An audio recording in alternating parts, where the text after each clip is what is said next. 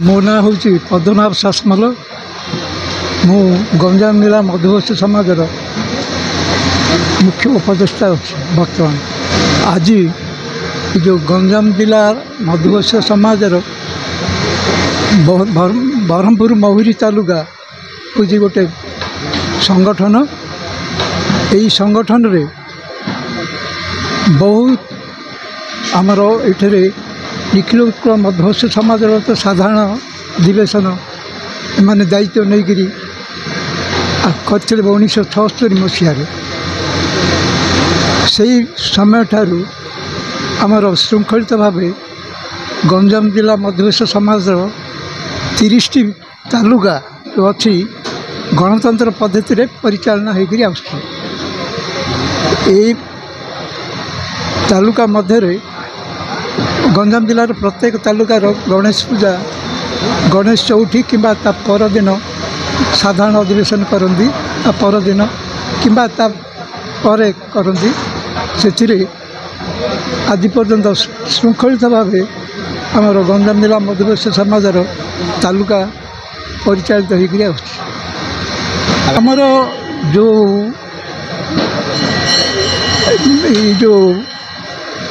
केते गुड़े सामाजिक कार्यक्रम रही जोड़ा कि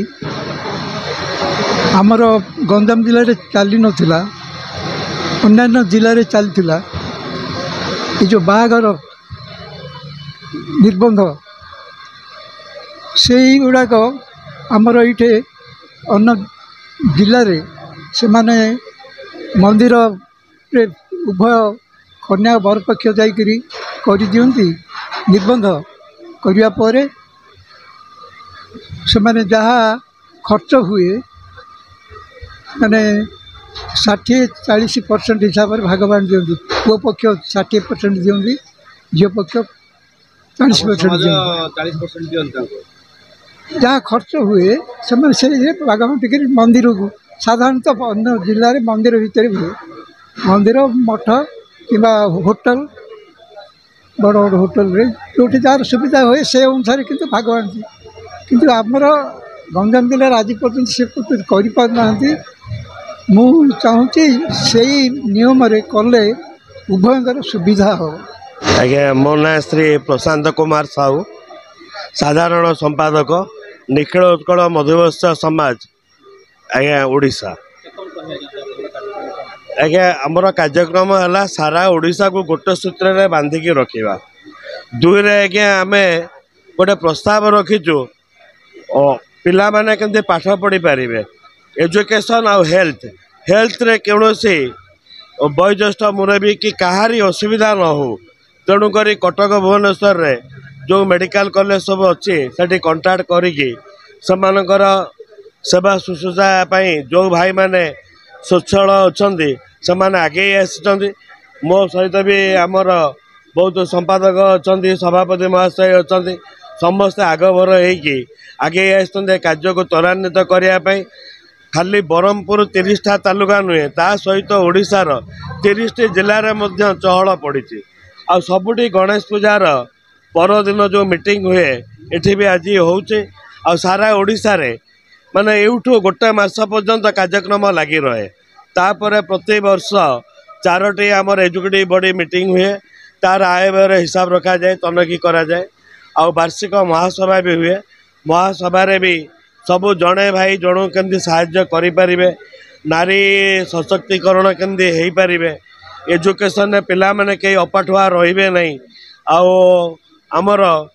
माने सेल्फ इंडिपेंडेंट केमती लोक मैंने हो पारे जड़े जन को सहायता राशि प्रदान करी कई बेकार रे आगू को बढ़े आ हेल्थ रे कई असुविधा नहब से आम यत्नशील होटा सारा ओडिशा को दिग्दर्शन दौचे आ सारा ओडिशार भाई माने वर्तमान संगठित आम डिसिप्लिन वे काम कर चलीचु आज्ञा आगामी दिन में यह भी जारी रहिबो सबू भाई मान प्रचेषार। दनपाणी साहू दिगपहंडी एवं निखिल उत्कल मधुबसी समाजर जड़े सक्रिय सभ्य एवं गंजाम जिला मधुबसी समाजर मु जड़े उपदेष्टा हिसाब से अच्छी बर्तमान महुरी तालुकार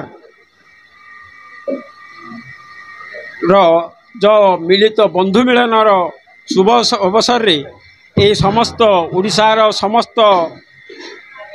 अतिथिवृंद एवं अन्यान्य सभ्य माने यही बंधु मिल योगदान देइछंती। महुरी मधुवंश समाज आपण माने शुणा पाई जे आमर कुल खामंद पद्मान शासमल ठारू एवं निखिल उत्कल मधुवंश समाजर उपसभापति ठारू मंतव्य स्वरूप मु एई महुरी तालुकार संगठन उपरे टिके कहबी।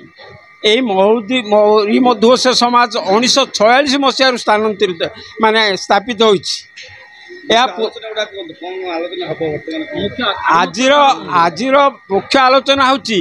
ए जो संगठन रो एकत्रित करी सेमानकु जिंती आग को बढ़ाइबा एवं समाजर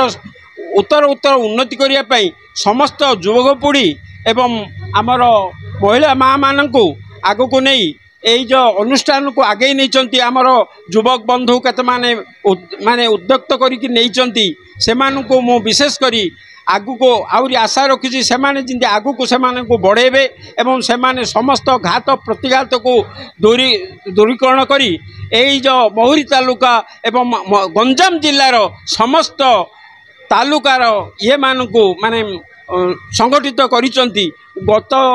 ये मीटिंग रे गोटे भल जिनसटी प्रकाश पाइतिला जोटा कि गंजाम जिला करि पाइ नथिला से माने प्रत्येक तालुकार परिचय करिसंती प्रत्येक